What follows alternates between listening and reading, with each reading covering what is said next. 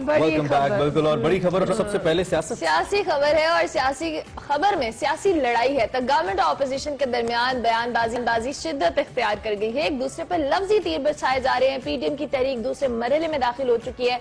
Opposition इत्तेहाद ने जनूबी पंजाब के बड़े शहर बहावलपुर में सियासी कुव्वत का मुजाहरा किया। जलसे से मौलाना फजल रहमान, मरियम नवाज और साबिक वज़ीर आज़म यूसुफ रज़ा गलानी समेत सीनियर रहनुमाओं ने खिताब भी किया। बिल्कुल, हुकूमत की मौशी पॉलिसीज, मकबूजा कश्मीर, इस्लामाबाद वाक़या और इसराइल से मुतल्लिक अफवाहों पर हुकूमत को आड़े हाथों लिया। कौमी इदारों को शदीद तनकीद का निशाना बनाया और एक बार फिर वज़ीर आज़म इमरान खान को घर भेजने का दावा कर दिया। दूसरी जानिब मौलाना फजल रहमान ने तहरीक इंसाफ के फॉरेन फंडिंग केस के खिलाफ 19 जनवरी को इलेक्शन कमीशन के सामने एहतजाजी मुजाहिरा और समाओ धरना करने का भी ऐलान किया। उन्होंने कहा कि इस केस के बाद पीटीआई का हुकूमत पर रहने का कोई जवाज नहीं है। उधर बिलावल भुट्टो ने ठट्टा में प्रेस कॉन्फ्रेंस कर डाली और वज़ीर आज़म के इस्तीफे तक कौमी डायलॉग का जो इम्कान है उसको ही यकसर मुस्तरद कर दिया। इस सारी सूरत हाल पर हुकूमती जो अराकीन है उन्होंने भी शदीद तनकीद की है और मजीद इसके हवाले से हम जो पहले तनकीद हुई इस पे बात करें। इस वक्त हमारे साथ द मोस्ट पर्टिनेंट पर्सनैलिटी जो कि इस पे बात कर सकते हैं, हमारे पाकिस्तान के वज़ीर ख़ारिजा शाह महमूद कुरैशी साहब, जो कि सीनियर रहनुमा भी हैं तहरीक इंसाफ के, हमारे साथ मौजूद हैं। शाह साहब से जरा एक तो कल चूंकि उन्हीं के इलाके में ये पावर शो था, जरा इस हवाले से भी पूछ लेते हैं। आप खुद भी मुल्तान में मौजूद थे। शाह साहब, बहुत शुक्रिया, आपने हमें वक्त दिया और हमारे साथ मौजूद हैं। Good morning as well. सबसे पहले तो कल का जो पावर शो था ये जनूबी पंजाब में था और मरियम साहिबा ने कल कहा कि जनूबी पंजाब को इससे पहले हक नहीं दिया गया और अब भी हुकूमत हक नहीं दे रही, तो हम वो हक दिलवाएंगे। जनूबी पंजाब के ऊपर बहुत सियासत की गई, चाहे वो अलहदा सूबा बनना हो या दीगर मामलात हों, लेकिन बहुत सारे मामलात में अब भी अवाम महरूमियों का शिकार हैं। तो कल के इस पावर शो को अपोजिशन के बयानिए के तनाजुर में कैसे देखते हैं आप? देखिए, पहले तो मैं ये कहूंगा कि कल जो बहावलपुर में था वो शो जरूर था, लेकिन उसमें मुझे पावर कहीं उसको मैं पावर शो नहीं कहूंगा। जो वहां तादाद थी, आप देखिए तो अक्सरियत के मदरसा के जो तलबा हैं मौजूद, दीगर जमातों की मौजूदगी भी बहुत होने के बराबर, तो मैं इसको पावर शो नहीं कहूंगा। दूसरी बात उन्होंने फरमाया मरियम साहिबा ने कि जनूबी पंजाब को महरूम रखा गया है, तो देखने की बात यह है कि जनूबी पंजाब को महरूम किसने रखा? पंजाब में अरसा दराज से हुकूमत किसने रही? 10 साल तो मुसलसल बरसर PMLN रही ना पंजाब में। तो अगर जनूबी पंजाब को और फिर अगर पूरा उनका टेन्योर देखें तो उसमें कई दहाइयां आ जाती हैं और जनूबी पंजाब को शिकायत ये रही है कि बहुत से जो फंड है उनकी मुंसिफाना तकसीम नहीं होती रही। और तभी तो यहाँ नारा बुलंद हुआ था, असा कैदी तख्त लाहौर, क्योंकि जितने पैसे थे जनूबी पंजाब के वो डाइवर्ट कर दिए गए थे लाहौर। लाहौर हमें बहुत अजीज है, लाहौर हमारा दिल है, लेकिन यहाँ के अवाम के हकूक जो है वो भी जो सलब हुए हैं वो उनके अदवार में हुए हैं जो हुकूमत रही है। इन 2.5 सालों में तहरीक इंसाफ ने कोशिश की है कि जनूबी पंजाब को उनका हक दिया जाए और उसमें 2 बड़े फैसले किए गए हैं। नंबर 1 कि अख्तियारात की नीचे मुंतकिली के लिए बहावलपुर में और मुल्तान में एक साउथ पंजाब का इंतजामी सेक्रेटेरिएट कायम किया गया है पावर्स को डिवॉल्व करने के लिए। और नंबर 2, आबादी के लिहाज से जो फंड्स हैं वो जनूबी पंजाब के लिए रिजर्व किए गए हैं और कहा गया है कि ये फंड जो है वो किसी और जगह मुंतकिल नहीं हो सकेंगे ताकि इलाके की जो तरक्याती जरूरियात है वो पूरी हो सके। सही सही, ठीक है। शाह साहब, अपोजिशन के हवाले से बात करें तो आपने ये भी आप कहते हैं कि अवाम के जो मुस्तरद करदा सियासी अनासिर है ये जो बैरूनी कह लें उनके हवाले से, हमलावरों के हवाले से एक आलाकार बने हुए हैं और ये मुल्क में जो है एक अफरा तफरी की सिचुएशन फैला रहे हैं। इन सियासी अनासिर पे चूंकि बार बार गवर्नमेंट की जानिब से मौक़िफ़ इख्तियार किया जाता है, हुकूमत उस तरह से कंट्रोल करने में या पाबंदी लगाने में हमें क्यों इतनी बेबस दिखाई देती है? देखिए, हम क्या कह रहे हैं, हम ये अर्ज कर रहे हैं कि इस वक्त जो एक बयानिया पेश किया जा रहा है, इस बयानिए को अगर आप गौर से इसका मुताला करें और फिर देखें जो कि एक NGOs पर और फेक वेबसाइट्स जो मुरतब की गई थी 750 के करीब, उन पर जो उनका जो बयानिया है उसमें बहुत सी चीजों में मुताबिकत है।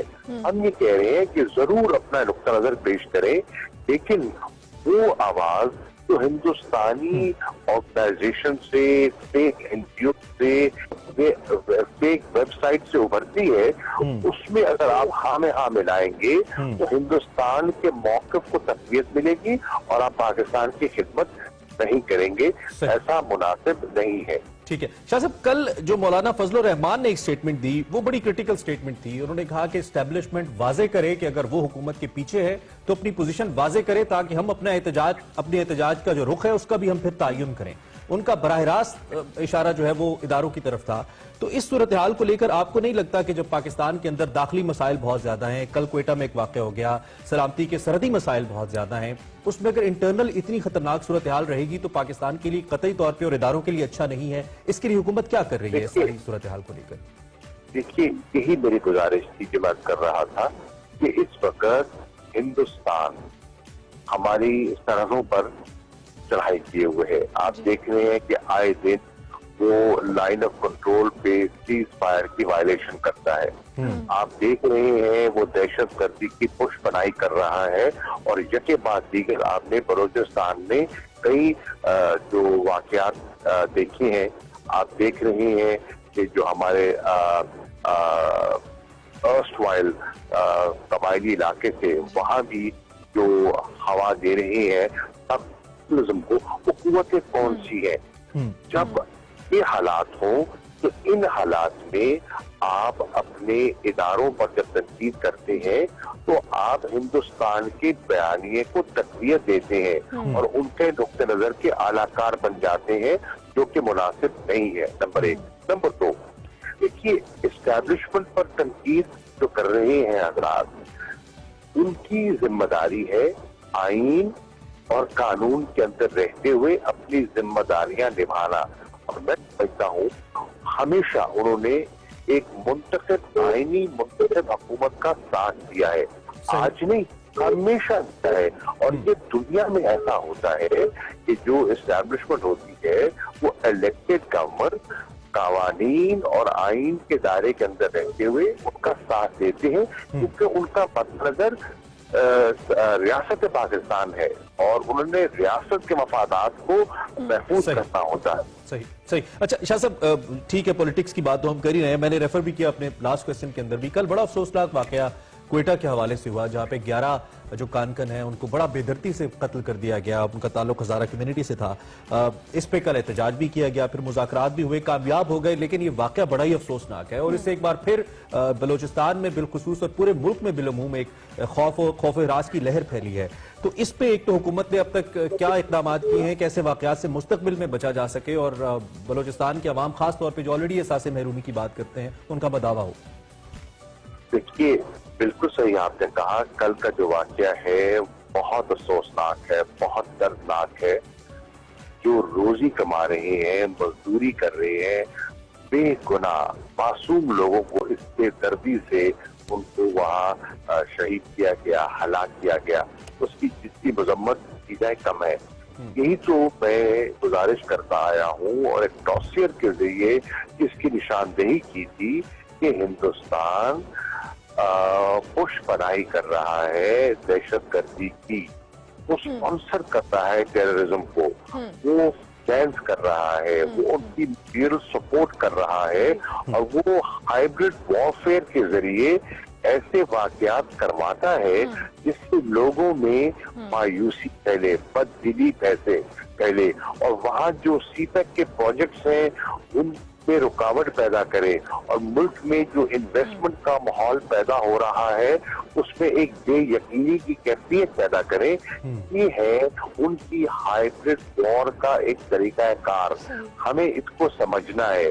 काश जो बलूचिस्तान की क़यादत है वो बलूचिस्तान के मसलन जो अपोजिशन की क़यादत है, अजय साहब हैं, वहाँ गफूर हैदरी साहब हैं और हजरात हैं, वो बलूचिस्तान के मामलात में दिलचस्पी दें और वहाँ के इस्तेहकाम के लिए, लोगों के जान और माल के तहफ़्फ़ुज़ के लिए भी कोई किरदार अदा करें, न कि सिर्फ वो पूरे मुल्क में एक एहतजाजी तहरीक के लिए बने बनाए जलसों में मुखातिब होते फिरे।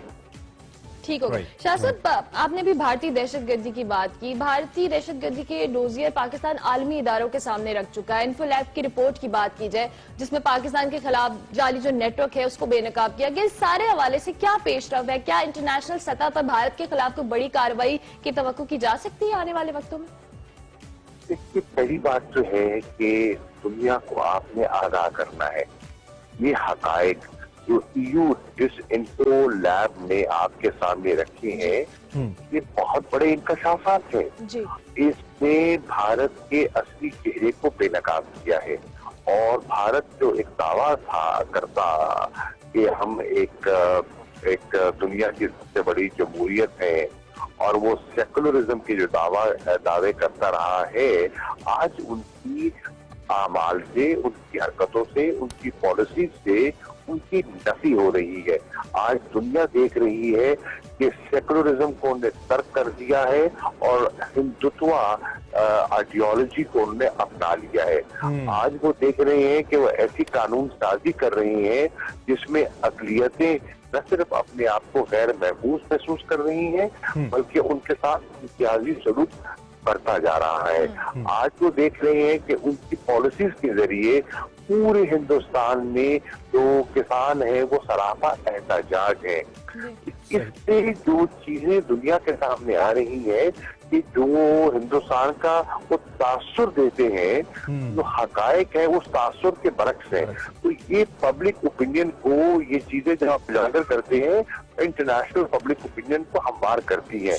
और आपने देखा कि अब इंटरनेशनल मीडिया जो है वो पहले से कहीं ज्यादा हिंदुस्तान की पॉलिसीज पर तनकीद करता है, क्रिटिकल हो रहा है। ठीक है। आखिरी सवाल मेरा कश्मीर के हवाले से होगा, आपकी मौजूदगी से फायदा उठाते हुए। आपकी भी कल मैं एक स्टेटमेंट पढ़ रहा था आसिया इंदराबी साहिबा के हवाले से, सीनियर हुर्रियत रहनुमा है, भारतीय फौज की कैद में है, पाकिस्तान ने यूनाइटेड नेशंस को भी कंसल्ट किया है।